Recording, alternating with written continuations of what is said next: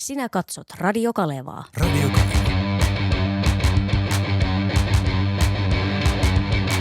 Tosiaan me ollaan möbleerattu täällä siis Radio Kalevan studiolla tässä viime viikkoina ja täällä on uteen hienoa, mutta meidän tuolit on vähän jännittävät. Onko se istumatuntuma vähän jännittävä? No kyllä sitä näin psykiatrina sanoisin, että kyllä tässä pitäisi laskuttaa tupla per tunti. Että mä en oikein saa. Ei ole huonoja tuoleja, vaan huonoja perseitä. Siis tämä mun pakara ei pitääkö suostu mulla tähän. ensimmäinen jo? Ei se, no tuokin sopii tähän, mutta mulla pitää etsiä täältä se piip. Tämä on siis Radio Kalevan Kuka mitä hä?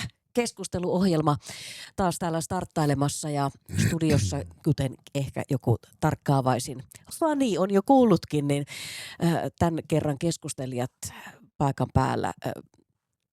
Miten sä Erfan jo ynnäsit käteet? Meidät. Niin. No mä toin tähän niin tämmöisen inkluusio-pätkän, että Radio Kaleva on suorittanut nyt sen, minkä sen kuuluu tehdä. Että täällä on kerran kuussa yksi muhoslainen, yksi kissarakastaja ja yksi mamu. Kissarakastaja kuulostaa vähän eriltä kuin mitä mä yleensä. No piti jotenkin saada tämä inkluusiopaketti tässä niin. Joo, mutta kissamies, mamu ja muhoslainen. Joo, näin se meni niin sievästi. Joo. Eli siis psykiatrian erikoislääkäri Erfan Jahangiri from Oulu ja Tuira. Yes. Kyllä. Ja sitten meidän virallinen kiintiömuhoslainen, taiteellinen tuottaja Jenni Kinnunen, hei vaan. Kiitoksia. Terveisiä Muhokselta. Kuulin matkalla, että maailmaa ja Suomea vaivaa munapula. No tähän me mennään ihan kohta, kun ensin toivotetaan vielä tervetulleeksi runoilija, kaikkien kissojen ystävä Jere Vartiainen. Terve. Tervepä terve. No niin, ja munapula, se on mietityttänyt ainakin Jenniä. No ja järkyttää Suomea tällä hetkellä. No niin, kun tuossa ajelin Muhokselta Ouluun, niin sitten kuulee tärkeimmät uutiset tuolta valtakunnan radiosta, niin sitten kuulin tällaisen. Pääsiäisen kynnyksellä ollaan ja munahyllyt ammuttaa tyhjyyttä. Onko tämä järkyttänyt teitä muita? En ole hirveänä munia etsinyt hyllystä, mutta kyllä se sinänsä on pelottavaa, koska mä syön kananmunia aika paljon. Toivottavasti me puhutaan kananmunista. Puhutaan kyllä. Itse en ole tähän ehtinyt vielä perehtyä, mutta kauhistelen jo etukäteen tätä pääsiäistä ja sanon, että antakaa aikuiselle munavitsitön pääsiäinen. Kiitoksia. Jenni, sä oot jo useamman viikon tuolla meidän keskusteluryhmässä puhunut pistaasista. Mikä tää homman nimi on? Ai pistaasi. No pistaasihan on tämmöinen metafora sille pistaasin voittokulku, että mitä tapahtuu, kun joku lähtee trendaamaan. Totta. Ja kuulin tämän siis terveisiä Sannalle tuonne Lahteen, että sain tämmöisen hyvän vinkin, että pistaasista olisi hyvä puhua. Ja sitten mä mietin sitä, että näinhän se on, että pistaasihan on vallottanut nyt yhtäkkiä kaiken. On paljon pistaasituotteita erinäisiä. Tehdään pistaasitorttuja, pistaasi. Vasta äskettäin minäkin söin pistaasi tämmöisen leetan. Niin, eikö se lähtikö se niinku Dubai-suklaasta? Niin ja sitten tähän liittyy kaikki nämä joulutorttutrendit, että on niitä vihreitä kuulia. Kyllä. Tai sitten siellä on joku muu asia ja sitten yhtäkkiä kaikki tekee sitä. Niin sitten vaan sitä, että mistä nämä oikeastaan lähtee ja mä rakastan myös sitä, että ihmiset tavallaan niin kuin, nyt kun riittävästi tulee jotakin, että tämä on nyt se juttu, niin se jotenkin sillä tavalla.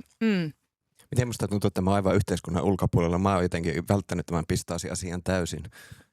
Sä oot kyllä aika universumin siis ulkolaitalla. Mua tää ärsyttää, koska tässä pistaasi kävi sama kuin padelissa. Padella mä harrastin pitkään padelia, kukaan ei harrastanut sitä, se oli ihana pikkulaji. Sitten yhtäkkiä kaikki alkoi harrastaa sitä. Ja se oli silleen, että sä menet aamu 6, heräät 5.30, meet sinne, hyvällä mielellä vähän padelia. Ei, porukka tuli voittaa sinne. Sitten mä olisin, että tää ei mun juttu. Mä vaan tykkään pelata. Mä oon vähän pyöreä niin kuin se pallo. Mä en osaa lyödä hirveän hyvin, niin se seinä palauttaa, niin mä en tarvitse juosta. Teekö sinne monta elementtiä, mistä mä tykkäisin. Ja se sosiaalisuus, se vietiin pois.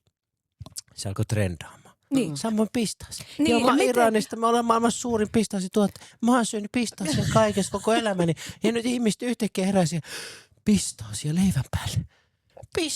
Pistaasia leivän päälle. Joo, sitä oot pidetty 5000 vuotta pistaasia ollut leivän päällä. Persepoliksen kirjoituksen lukee pistaasia leivän päälle. Te kiihkeitä vielä tästä asiasta. Missä mä oikein elän? Kun mä tarkoitan siis sitä, että tulee vaan trendejä. Siis se Dubai-suklaa, siis sehän maksaa joku 10. Siis se on joku yli 10 kertaa kalliimpi kuin normi. Hei, kurkatkaa tuonne kaapin päälle. Voi ei. Ei, siellä Sieltä on kurkistaa Dubai-suklaa. pistaasi. Siellä on lentokenttätuliaiset yhdelle Radio Kalevan työntekijälle. Pistaasi suklaata. Niin, mutta tässä pohjimmilta oli siis se, että, että miten me ollaan tämmöisiä sopuleita, että sitten kun tulee jotakin riittävästi meidän niin kuin tietoon tai näkökenttään tai tämmöistä ärsykettä, niin sitten me aletaan miettiä, ehkä tämä onkin joku Eikö se ole tärkeä. kiva, että meillä on edes hetkellisesti yhteisökulttuuria, kun me Mutta onko se ihmisestä lähtöisin vai puuttuuko tämmöinen algoritmi asioihin jossakin välissä tai mistä näitä niin kuin, mistä nämä tulee ja kuka niitä meille syöttää? Pistaasi salaliittoteoriako? Niin, kyllä. Niin, tai... Muhoslainen ihminen on täällä ymmällään ja keskustelu tästä varmasti jatkuu, mutta me laitamme musiikit soimaan ja me palaamme tämän päivän varsinaisiin puheenaiheisiin tuossa tuokiossa. Kuuntelet Radio Kalevaa ja tämä on Kuka mitä häh? Kuuntele lähetystä missä ja milloin vain osoitteessa radiokaleva.fi. Radio Kaleva. Ja Kuka mitä häh? Keskusteluohjelmamme on jälleen täällä uusin puheenaihein tällä viikolla paikan päällä. Kissamies Mamu ja Muhoslainen, kuten tässä hienosti ynnäsi. Se Erfan. Tämä meni suoraan lapaan Erfan. Meidän tämän päivän keskustelimme Erfan Jahangiri siis ystävällisesti ynnäsi kolmikkomme, kun täällä on tosiaan psykiatria erikoislääkäri Jahangiri, Muhoslainen taiteellinen tuottaja Jenni Kinnunen ja runoilija, kissojen ystävä Jere Vartiainen. Kaikille vielä kollektiivisesti kertaalleen tere tulemassa. Kiitos. Kiitoksia. No niin, jännittääkö teitä jo tämän päivän keskustelut? Aina. Pistaasi meni vähän ihon alle, pakko sanoa. Olen ihan pihalla, en tiedä mistään mitään, joten en ole vielä kovin No niin, kauhuissani. täällä lämmiteltiin pistaasi keskustelulla, mutta nyt me lähdetään päivän ensimmäiseen varsinaiseen puheenaiheeseen ja Jere, sä saat aloittaa. Herra Jumala, tämäkin vielä. No minä ajattelin tämmöiseksi aiheeksi tai ehkä kysymykseksi ottaa enemmän, että mitä se voisi olla nykyisin kansalaisvaikuttaminen niin kuin keskivertokadun tällailla muuta kuin äänestämistä. Ja tämä ajatus on paljonkin tietysti pyörinyt mielessä, mutta tietenkin erityisesti tämmöinen niin kuin tosi ilahduttava esimerkki. Bulgariassa oli tämmöinen korruptoitunut hallitus oli kaatunut, kun ilmeisesti suurelta osin siitä johtuen, että etenkin nuoret oli niin kuin lähtenyt kaduille osoittamaan mieltään niin kuin sankoin joukoon. Ja se oli sitten johtanut tämmöiseen, että olisiko se niin kuin meillä esimerkiksi mahdollista, että jos riittävästi osoitettaisiin mieltä, niin vaikka hallitus kaatus tai mitä muita vaihtoehtoja on, kun omassa elämässäni poden vähän syyllisyyttä siitä, että ihan liikaa tulee syyllistyttyä siihen, että ihan vaan niin tyytyy jossakin someissa huutelemaan ja sehän on sitten varmaan semmoisen oma somekupla ja samanmielisille ehkä huutelua erinäisistä asioista mielipiteitä, että mitä sitä muuta voisi tehdä ja jos mielenosoittaminen on se keino niin kuin isolla porukalla, niin miten me saataisiin kansakunta liikkeelle tai mitä te ajattelette? Näin. Eli pitäisikö mieltä osoittaa kirjaimellisesti enemmän, jalkautua kaduille? Mitä sanoo Jenni ja Erfan? Mä ehkä sanon tähän, että mä oon ehdottomasti sitä mieltä, että meidän yhteiskunta on hivenen mennyt sellaiseen suuntaan, jossa tämmöinen kansalaisaktivismia ei niin kuin tueta. Siis ei pelkästään niin kuin valtionhallinnon kannalta, vaan ihan kuin yhteiskuntana. Että se on mennyt vähän semmoiseksi, että ihmiset ajattelee, että tämmöinen mielenosoittaminen tai muuta, niin sitä jaotellaan taas tämmöiseen polarisoituneeseen, että on ääripäitä.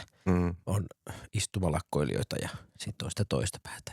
Mutta just tuolla, niin vaikkapa se, että tehdään näitä, nythän mehän tehdään paljon näitä, mitä ne on, näitä vetoomuksia allekirjoitellaan koko ajan. Meillä eduskunta yritetään muuttaa lakia. Sehän on eräänlainen tapa tehdä sitä, mutta ehkä se semmoinen, että mennään vaan kadulle vaan osoittamaan mieltä tiettyä asiaa kohtaan, niin ehkä se on vähän jäänyt pois meiltä. Niin on. Ja se jotenkin, en mä tiedä, onko se, tiedostaako ihmiset sitä, mutta jotenkin tuntuu, että nimenomaan se joku somehuutelu on sitä niin kuin korvannut, että nyt minä vaikutan ehkä asioihin, kun minä teen tällä tavalla, mutta sehän on, vaikka poliitikkona on hirveän helppoa niin kuin olla vaan kuuntelematta sitä, mutta sitten kun aletaan käytännön tasolla tekemään jotakin, niin se on sitten vähän eri asia. Ja mä sitä mietin ihan tämmöistä niin kuin kansalaisvaikuttamista, mutta myös kansalaistottelemattomuutta, että paljonko niin kuin on semmoisia isoja yhteiskunnallisia muutoksia tapahtunut ilman, että se olisi niin kuin edellyttänyt jotakin, että oikeasti niin ruvetaan tekemään jotakin, että no tämmöinen kaukaa haettu esimerkki esimerkki, joku Rosa Parks ei tyytynyt menemään sinne bussin perälle, vaan sitten ihan käytännön tasolla teki jotakin ja sitten osoitetaan mieltä ja lähdetään kaduille ja tällainen.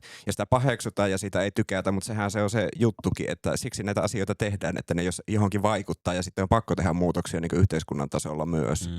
Että Elokapina esimerkiksi kyllä Suomessa tekee minusta todella hyvää työtä siinä, että väkivallatonta semmoista mielenosoittamista ja kansalaistottelemattomuutta, että se jollakin lailla vaikuttaa johonkin, Ja toivottavasti. jäin miettimään, että milloin mä olisin viimeksi Oulussa nähnyt jotain, mutta Elokapinasta tulee mieleen, että mikä tämä on tämä Elokapina äidit, tällainen.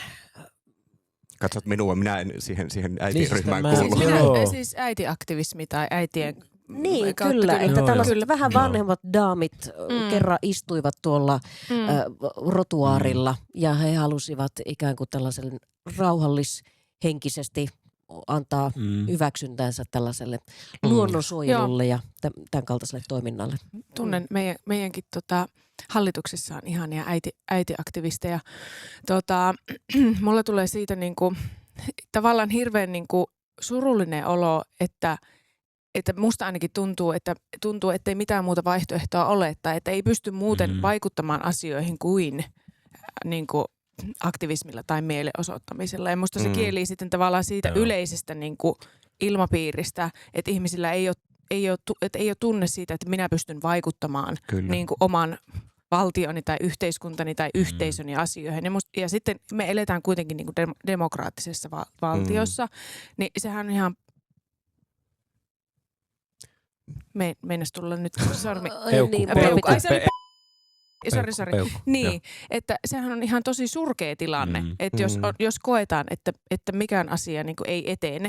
Ja tähän, niin kuin, tämä oli erittäin hyvä aihe, Jere, niin kuin nosto tähän. Mä olin just lukenut tämmöisestä upeasta ilmastonmuutos- ja filosofia-teoksesta artikkelin Säde-Hormio, tohtori yksilön vastuu yhteisöjen jäsenenä ja nimenomaan niin kuin ilmastonmuutokseen liittyen, että mitkä ne on ne vaikutusmahdollisuudet, onko se, mitä yksilö voi tehdä ja mitkä taas on niin kuin vastuut sitten niin kuin isommalla instituutio- tai niin kuin rakenteellisella tasolla. Ja tässä oli hyvin niin kuin sanottu se, että tarvitaan joku kanava, että ei tule sitä voimattomuuden tunnetta, että jostakin löytyy se väylä, että pääsee vaikuttamaan asioita. Onko se sitten niin kuin tuossa argumentointiin sitä, että hyvä niin kuin mittakaava on niin kuin omat yhteisöt, omat pienet yhteisöt, joihin niin kuin, olipa ne sitten niin kuin työpaikalla tai järjestötoiminnassa tai ihan perheenkin sisällä tai muuta. Että jostakin pääsee aloittamaan se, mutta mun mielestä se fiilis, että ei ole muuta tapaa niin kuin vaikuttaa tai muuttaa asioita kuin lähteä kadulle, niin mun mielestä se on niin kuin tosi. Niin, no se on, nykyaikana mietin tätä niin kuin ihan nykyistä hallitustakin, että 10-20 vuotta sitten moniko niin kuin kansanedustaja olisi pakotettu eroamaan, jos olisi tämmöisiä niin kuin skandaaleita, mitä on, että niin kuin syytetään vaikka alaikäisten ahdistelusta tai jostakin tämmöisestä. Nyt se niin kuin mikään ei riitä, että ihan sama mitä tapahtuu, niin sitten vaan kauhua ja semmoista sontaa niin kuin tulee vaan lisää ja lisää, että mitä voi tehdä, että se on hirveän latistavaa. Niin toisaalta sekin on kiinnostava tai vähän surullinen paradigma, että mielipiteitä huudellaan enemmän kuin koskaan varmasti, koska some. Mutta sitten jos mennään tähän sun esittämään kysymykseen, että entä tämmöinen ihan jalkautuminen ja mielen osoittaminen, sehän tekee sun, tai myös mikä siellä somessa on, että kun voit huudella nimettömänä ja vähän siellä omassa universumissa, mutta jos sä jalkaudut kadulle, niin sähän teet näkyväksi oman mielipiteesi ja tämä ei ole ehkä Suomessa tällaista kauhean tyypillistä. Me ei olla ylipäätään vaan parrikaadikansaa. Emme ole oltu vuosikymmeniä. Niin, mutta sillä, että ei ole sitä kansaa, mutta kyllähän niin kuin 90-luvulla, kun ei ollut vielä esimerkiksi somea, että se oli sitten pakko, että jos jollakin lailla haluaa vaikuttaa, niin sitten oli pakko niin kuin jalkautua. Että en ehkä ihan niin kuin, syvälle menisi tuossa, mutta että tilanne on kyllä muuttunut vuosikymmenissä. Ja meillä on ehkä sopeuduttu siihen, että miten se pitäisi olla. Enemmän mä mietin, että meillä on vain enemmän tietoa. Niin. Ihan varmasti aikaisemminkin ollut politiikassa tätä samaa, mitä on nyt. Se ei vaan ikinä noussut esille. Silloin sen toimittaja piti, nythän kaikki on toimittajia. Kaikki tuottaa tietoa, kaikki vie eteenpäin. Niin silloin varmaan piti tehdä aika paljon hommia, että se asia tuli niinku julki ja tuli esille. Ja moni ilmiö, mikä nyt on ei hyväksyttyä tai jopa laitonta, niin oli ihan sallittu 80-90-luvulla. Et siis mä puhun niinku ehkä tästä näkökulmasta sitä, mutta ehkä niinku se semmoinen niinku mun mielestä isompi ongelma tässä on nimenomaan se avuttomuuden tunne, joka on tullut. että me huudetaan sinne johonkin kanavaan, mutta meillä ei ole yhteisöä, joka vastaisi takaisin, niin me otetaan vastuuta sitä tekemisistämme. Ja ehkä näin iranilaisena, Iranissa on nyt sota, tämä sota polveutui siitä, että ihmiset lähti jo monta kuukautta sitten lähti pikkuhiljaa myllertämään sitä, että meni vaan kadulle, että eilen leipä oli euro, nyt se on 7 euroa, mitä ihmettä, mun palkka on edelleen sama. Ja tämä oli siis se hyperinflaatio-ongelma, josta sitten kehityy tämä sota. Niin ehkä siinä on myöskin se, että mitkä on ne oikeasti yhteiskunnan ongelmat, mihin me halutaan vaikuttaa. Mitkä on ne meidän konkreettiset ongelmat tällä hetkellä. Ja mun mielestä se vähän kuvastuu, että onko meillä. Bulgariassa niillä oli oikeasti ongelmia. Siis siellä oli yli 8% oli nuorten työttömyys. Ei ole töitä. Siis yksinkertaisesti ei ole töitä ja sitten kaikki se raha, mikä tuli EUlta, millä ne piti luoda tehtaita ja kaikkea muuta, meni korruption taskuihin. Siis tämä oli konkreettinen ongelma, mikä niillä oli siellä. Että no mitä mä nyt teen, kun mä valmistun. Mutta meidän pitäisi ehkä vähän miettiä, mitkä on ne meidän oikeasti ongelmat. Tätä mä tarkoitan. Kyllä ymmärrän, saan tuosta kiinni, mutta väitän myös, että osin kulttuuri. Ranskassa maanviljelijät ovat vähän päästä-traktoreiden kanssa siellä tämä on totta. Kohti Champs-Élysées, mutta ei kyllähän me lakkoillaan. Me ollaan Euroopan eniten lakkoilevia kansoilta jossain kohtaa. Sekin on vähentynyt. Niin.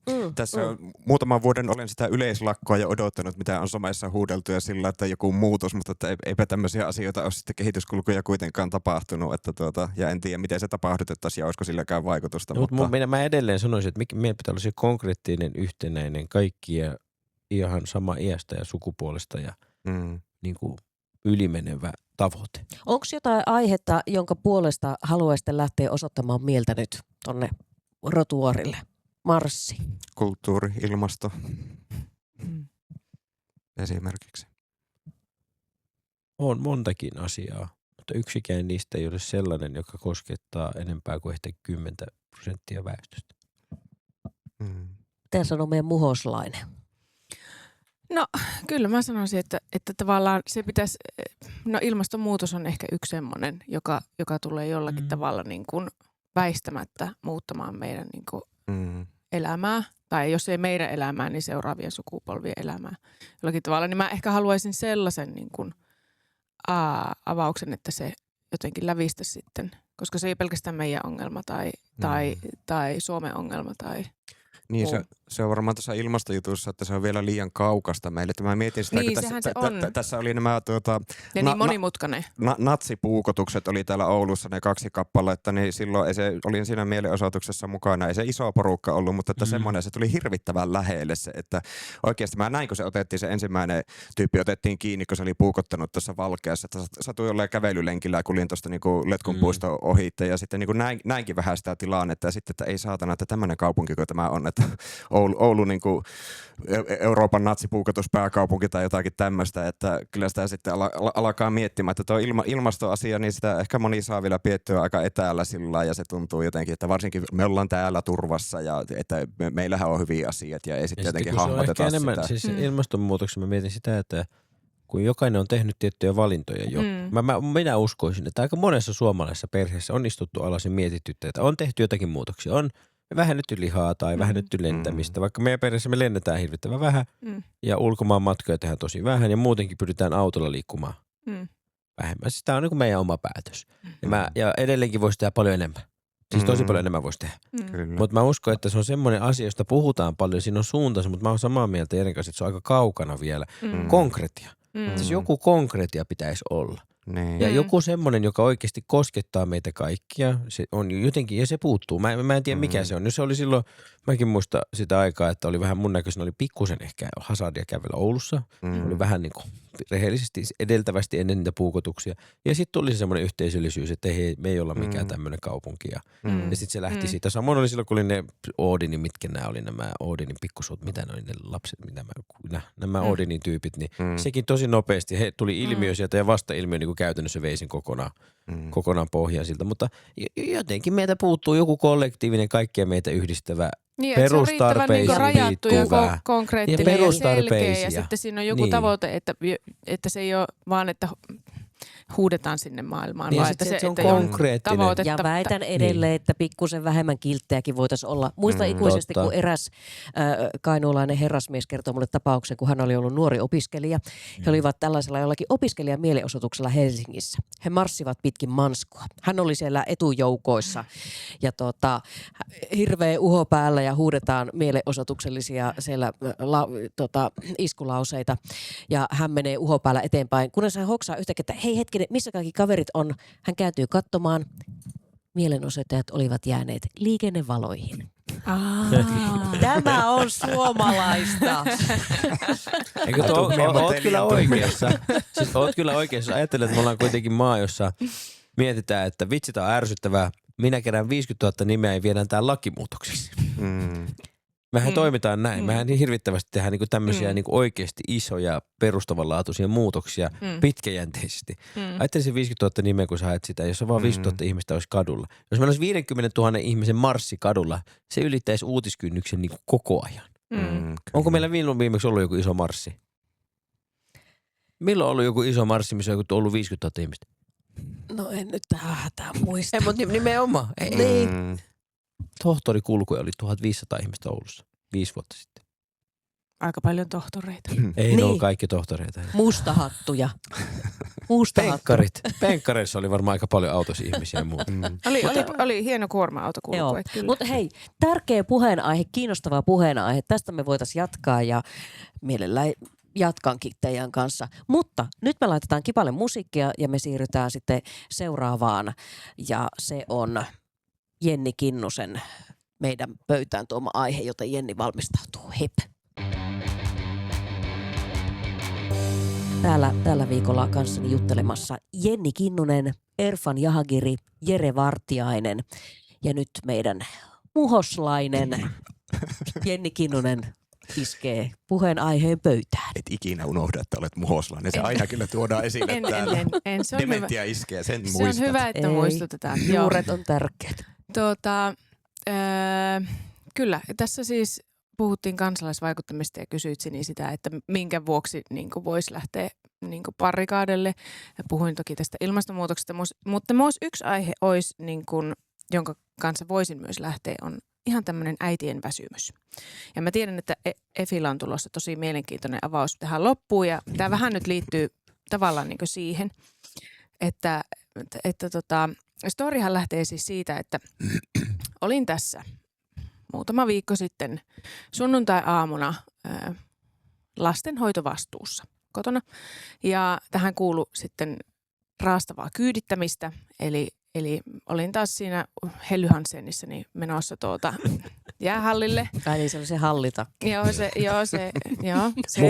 Muhoslainen Kuuntele aiemmat jaksot. Kuuntele aiemmat jaksot, kyllä. Se makkaratakki, mikä kaikilla keski-ikäisillä naisilla jossakin vaiheessa on. Niin menin sitten, oikein keskityin tuossa sitten Nelostien risteyksestä, nyt käännytään Nelostelle, Linnanmaahallille. Ja päästiin sitten sinne, niin sitten takapenkiltä kuului, eikö pitää olla Raksilassa. Ja mä olin, että ahaa, no niin, väärä halli, ajetaan sitten Raksilaan. Menetin 10 minuuttia tästä. Kyydissä oli siis 15-vuotias Taapero, joka toipui mahataudista. Ja olin viemässä sitten sain vietyä tämän sinne Raksilaan lopulta ja sitten ajoin nilkkasuorana sitten Ylikiiminkiin, että sain sen Taaperon, koska ainut paikka, mihin tämän mahataudista toipuvan Taaperon pystyi viemään hoitoon siksi ajaksi, että palasin sinne hallille, oli isovanhemmat. Ja vein sitten sinne isovanhemmille sen Taaperon ja totesin, että nyt alkaa olla jo aika tosi kova kiire päästä takaisin sinne Raksilaan toimitsijavuorolle. Ja sitten ajoin ylinopeutta siellä Ylikiimingin tiellä ja mielessä kävi, että sunnuntai-aamupäivä niin kuin hiihtoloman alettua, mikä onkaan parempi hetki poliisin partioida siellä peräkylillä. Ja ajattelin sitä, ja näinhän se tietenkin oli, että siinähän tuli sitten Maija vastaan ja päräytin tutkaan ja ajattelin, että minä laitan nyt vilkun päälle tuohon. Valmiiksi tuohon seuraavalle bussipysäkille ja niihin ne tuli sitten. Kyllä. Ja sieltähän ne tuli sitten perään. Siellä ne nyt näköjään on tuolla näköjään rotuaalilla vilkutellaan tuonne. Seuraa saa joka paikkaan. Kinnusella on kohta kiire takaisin. Tarina jatkuu sillä, että sä oot yhä paossa. Minä pakenen edelleen. Mutta siis sakkohan siitä rapsasti, tai se ei sakko, vaan liikennevirhemaksu. Ja myönsin sitten tämän. Toki se niin kuin siinä vaiheessa oli vähän, että kerroin kyllä, että olin toimitsijavuorolle menossa. Ja näin meillä oli hyvä keskustelu sitten, kun he halusivat tietää mun ammatin. Teilläkin oli hyvä keskustelu. Ja sitten kerroin, kerroin mitä teen ja sitten sanoin, että joo, että radiossakin voitte varmaan kuulla sitten. Niin. Sitten että ensi viikolla on itse asiassa juttukin vielä Kalevassa, että jos voitte sitten katsoa, että tuo on tuttu. Poliisin tuttu. Siinä. Niin, ja Mihin tää johtaa? Tämä ei johtanut putkaan. Siis sain sakon ja lähetän lämpimiä terveisiä Oulun poliisilaitokselle ja sitten myös Juholle Kajaanin poliisilaitokselle ja Markukselle tuonne Helsingin poliisilaitokselle. No niin. Montako poliisia otti sut kiinni tässä tilanteessa? Poliisi TV, sille puolen Suomen poliisit. Moikka Jenni, tässä jo siis yksittäinen toimitsijavuoro, johon mä myöhästyin, mutta siis samalla mä toin muutakin kyllä tein. On tosi vaikea osallistua tähän, vaikka on mäkin kyllä sakot ottanut. Kyllä mä No niin, mutta tämä siis, minä sitten sillä toimitsijavuorolla, kun jäähyboksissa istuin ja niitä laukauksia siinä naksuttelin, niin mietin sitten sitä, että miten hyvä minulla on olla ja miten onnekas minä olen, että minä sain sen sakon. Koska se kertoo todella monesta asiasta, että meillä on ensinnäkin tämmöinen valtiollinen turvallisuustoimija, poliisi olemassa, mutta myös se, että minulla on perhe, minulla on tukiverkko, minulla on ihana Anoppi ja Apiukko siellä Ylikiimingissä, sinne terveisiä. Jotka niin kuin auttaa tämmöisissä arjen tilanteissa, kun puoliso on töissä ja sitten itse täytyy niin kuin kuskata. Meillä on varaa autoon ja sitten sen ylläpitämiseen kohtuullisesti. Ei se mikään huippuauto ole, mutta kuitenkin sen verran, että ylinopeus. Terkkuja autolle.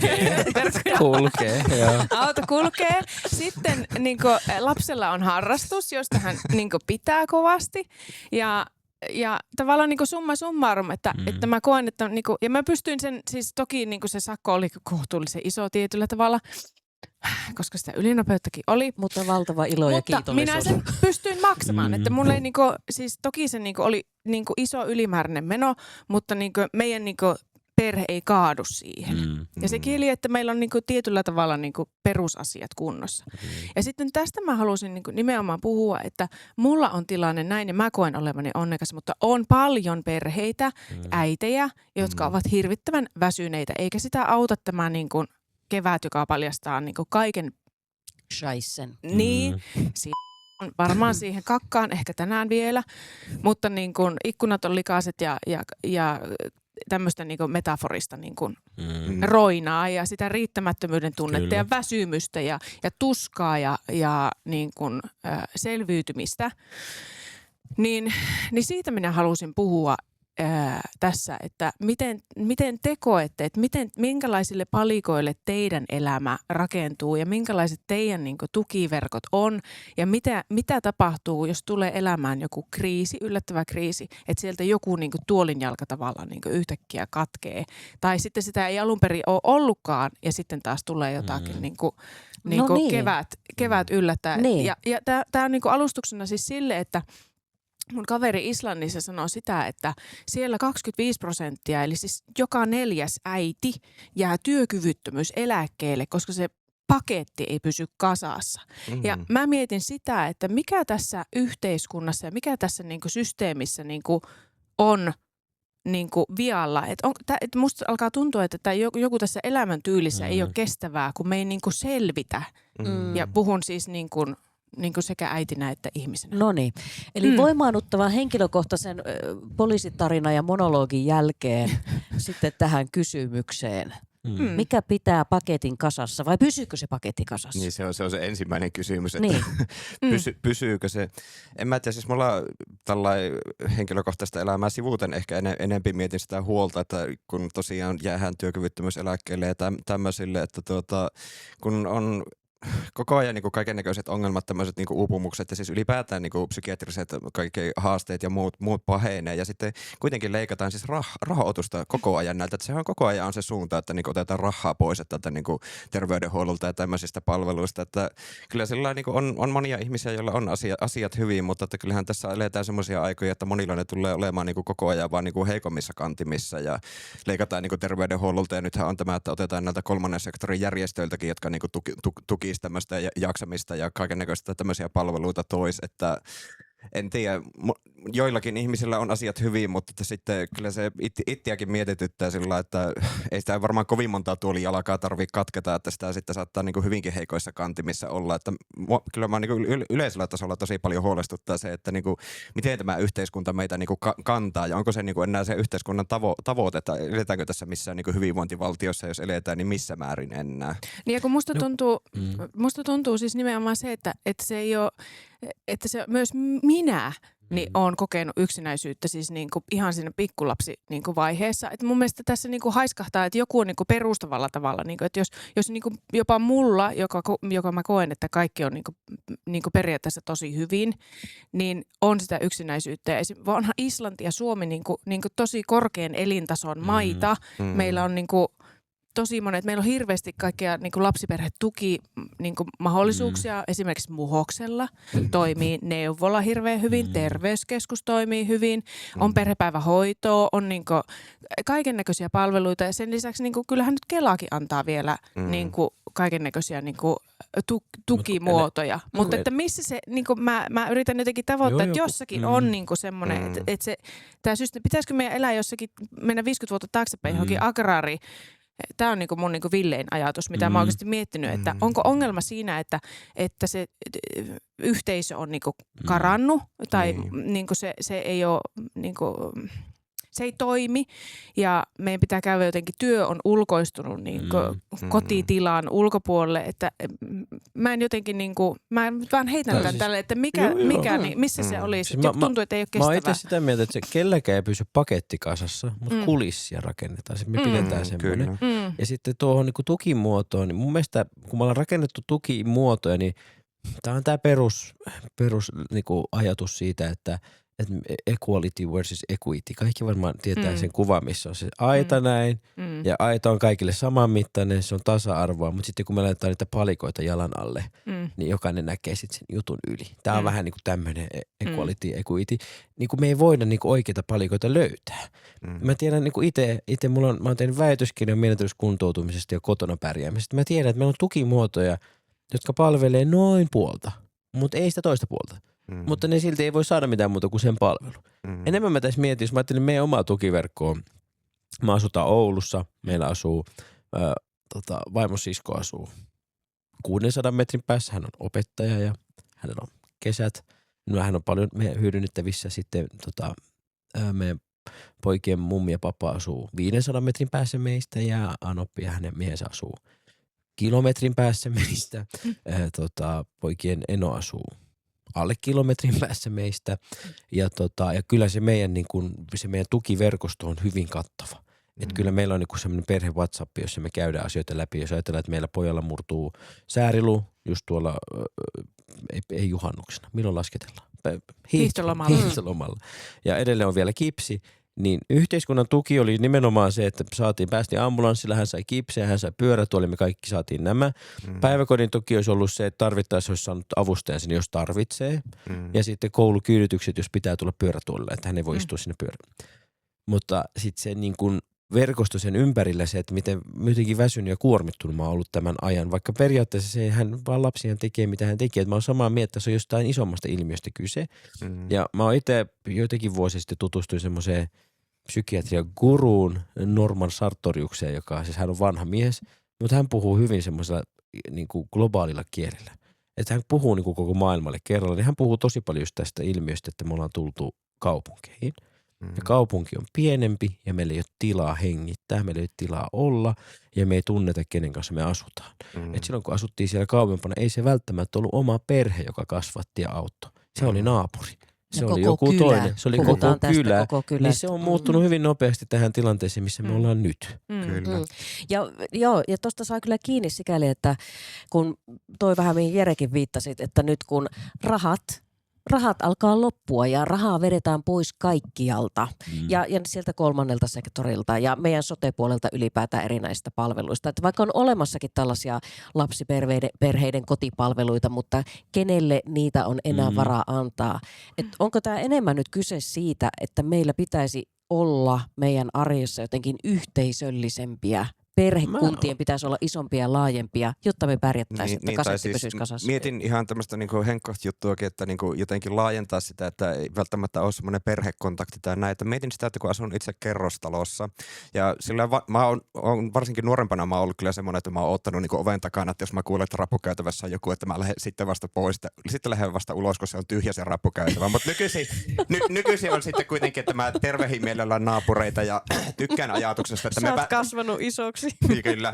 Vähän niin kuin semmoista, että tunnetaan toisiamme, koska tässä on ollut semmoisia sitten tilanteita, että on niinku itse joutunut, en nyt lähes kertomaan sitä tarinaa, mutta että niinku on ollut asukkaalla haasteita ja sitten on siihen niinku puuttunut ja sitten on tuntunut, että niinku kukaan muu ei ole niinku tehnyt yhtikäs mitään, että ihmiset istuu niinku tietyissä tilanteissa sormet korvissa ja odottaa, että joku tekisi jotakin ja sitten kun ei tunneta ketään, niin me ei edes toistemme kanssa kommunikoida siitä, että mikä se on se haaste siellä ja voitaisiko me tehdä jotakin tai kannattaisiko meidän tehdä jotakin, että sitä niinku tällainen vanhemmiten ainakin huomaan tosiaan, että niinku kerrostaloasumisessakin, että sillä vähän niinku ehkä toivoisikin, että niinku pikkusen, ei nyt tarvitse sellainen kavereita olla niiden naapureiden kanssa, mutta kuitenkin se, että olisi ehkä se kokemus, että me nyt ollaan tässä porukka ja sitten meillä on porukalla joku juttu täällä, eikä sillä, että jokainen miettii yksinään, että jos tässä niinku jotakin tapahtuu, jotakin dramaattista, että niinku pitääkö tehdä ja mitä voi tehdä ja tämmöisiä asioita.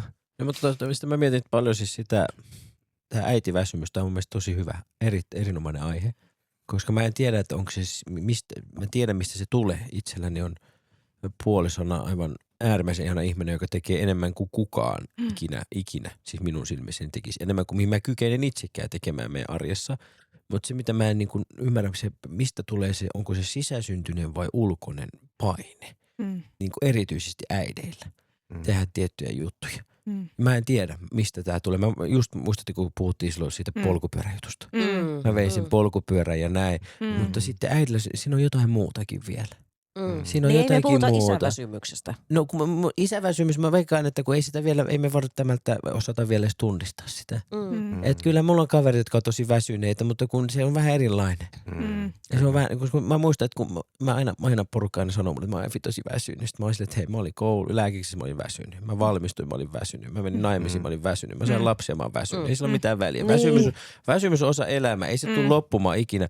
Mutta se, että mistä tulee se paine. Mistä tulee se semmoinen paine, joka aiheuttaa semmoisen riittämättömyyden tunteen? Se ärsyttää. Mikä on riittävä? Milloin tämä riittää? No mä en tiedä, Sini haluaa ehkä nyt wrap it up. Niin, mutta todellakin nyt.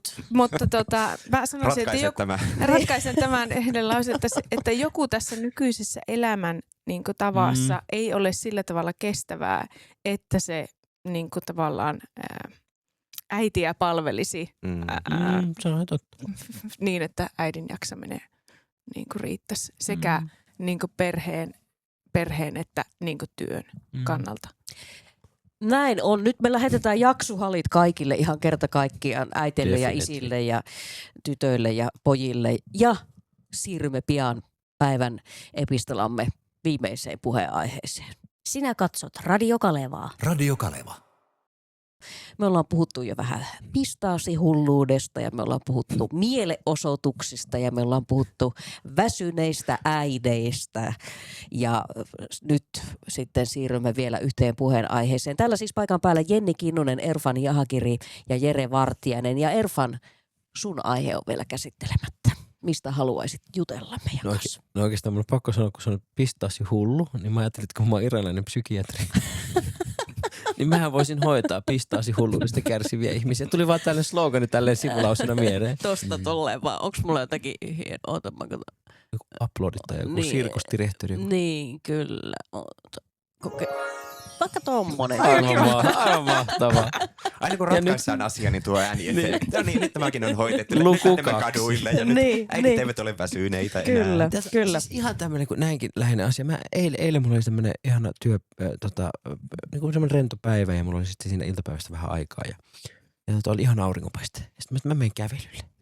Mä tulin ulos ja lähdin kävelemään ja sitten mä sanoin, että ja sieltä se iski. Ei Ouluhaju. En puhu tehdashajusta. Se nyt tulee, se menee. Se koiran Scheisse. shaikan haju. Ja sitten se yhdistettynä siihen, tiedättekö, kuivaan hiekkaan, joka pöllyä. Sitten siellä on kakkaa pusseissa. Siis se tyyppi on kantanut sen pussin. Se on ottanut se paskan käteen. Se on ottanut, siis se on ollut sen kädessä. Se ei pidä sitä sen alla, sen koiran, että se meni. Jumalauta, kuka se on? Etsitään se. Siis oliko se kakka siinä pussissa? Se kakka oli ei edes pussin päällä, sisällä. Oliko se solmittu se pussi? Oli! Ja sitä oli kannettu, koska se ei ollut tasainen. Se oli selkeästi rypistynyt. Siis mä tiedän. Se on kävellyt, se on kantanut, se on tehnyt. Ja sitten kun sä asut Tuirassa ja siellä, jumaleissa, siellä on niitä ihmisiä, joilla on kakkahat. Minä tiedän. Anteeksi, Siis koiria. ihmisille. Koiria. Mistä me puhutaan? Mä menin tunteisiin. Se meni aivan tiloihin. Meni Kyllä meillä on tunteisiin. lähes päivittäin kakkahätää meillä Joo. kaikilla. Mutta siis, Toivottavasti ainakin se on terveen merkki, jos se on ikävää, jos suoli ei toimi. niin. No niin, mutta siis minulla voi olla tähän, koska me nyt puhuttiin näistä väsyneistä äideistä. Niin mä näen tässä nyt semmoisen skenaarion, Aha. että on, Ai se on ollut on. väsynyt äiti ja niin, se että koirakin. silloin on ollut se koira, Mm. silloin on ollut se taapero, silloin on ollut ne paunut tai rattaat.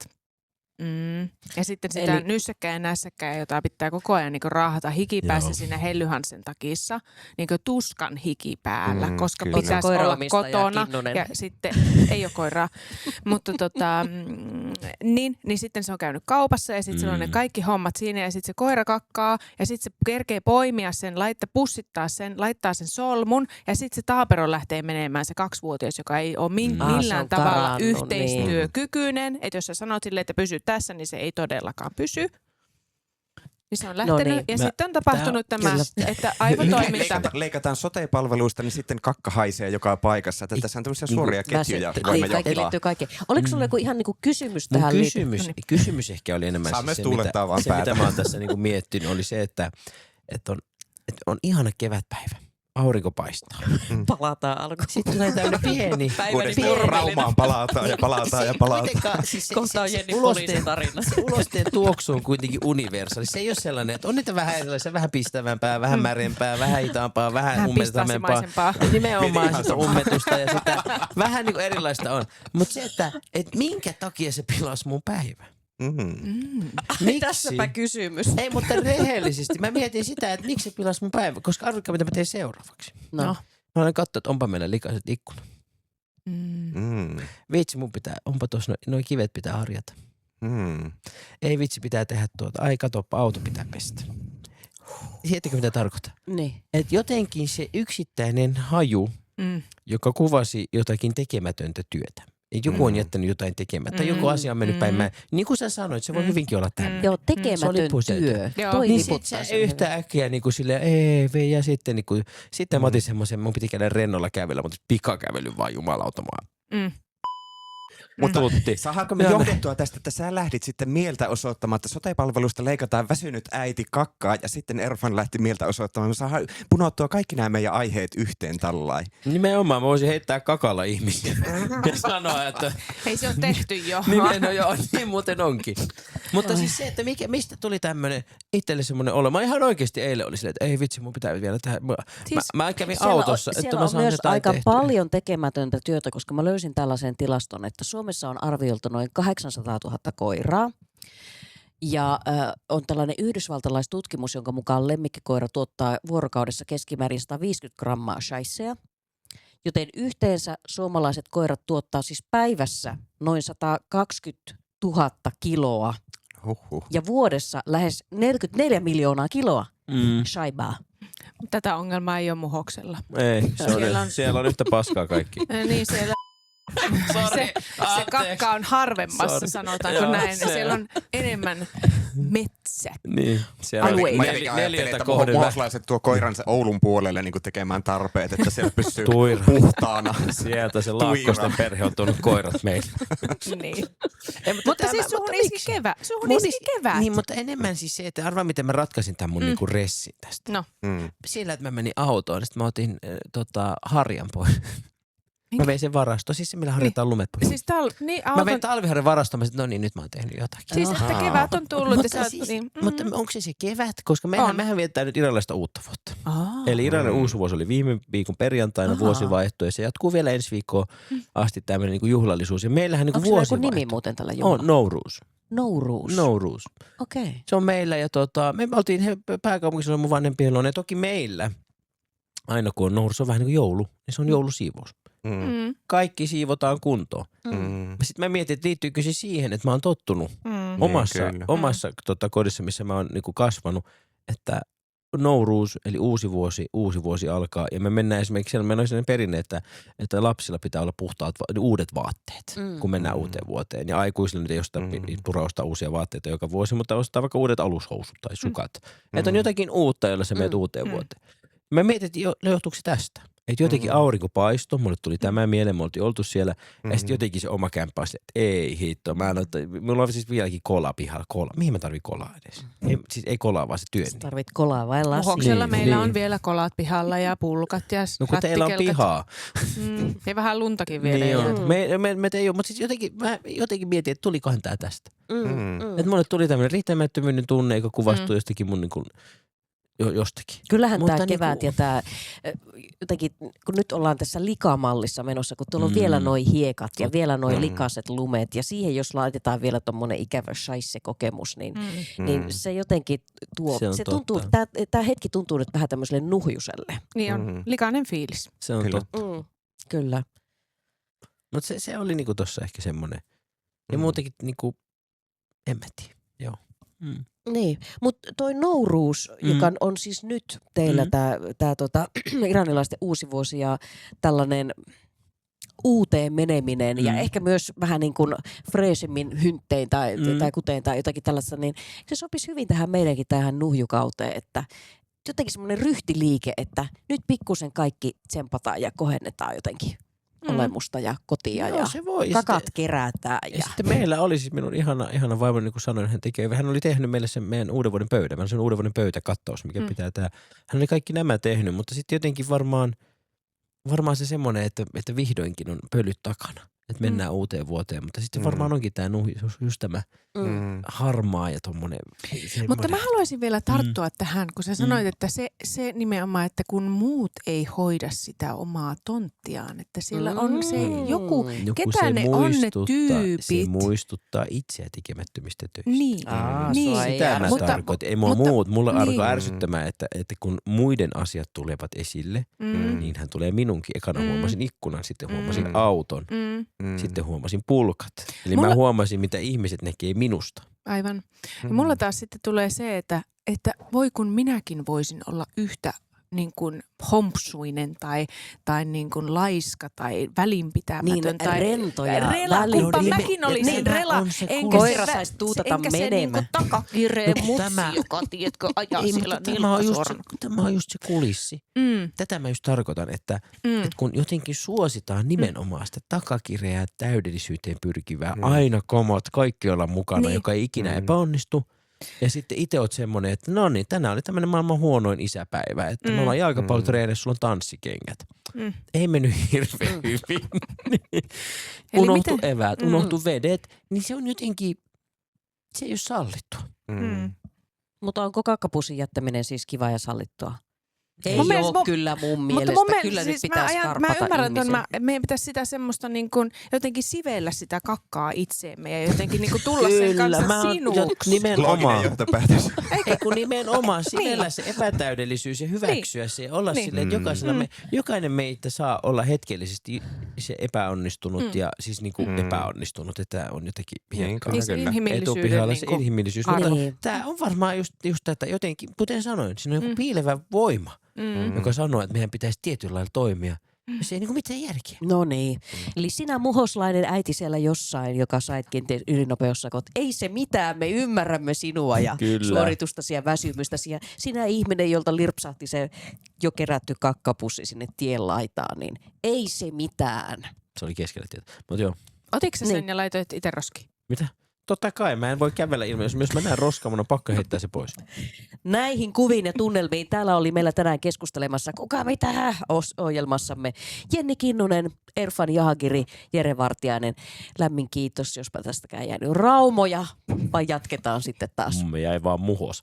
huhtikuun puolella.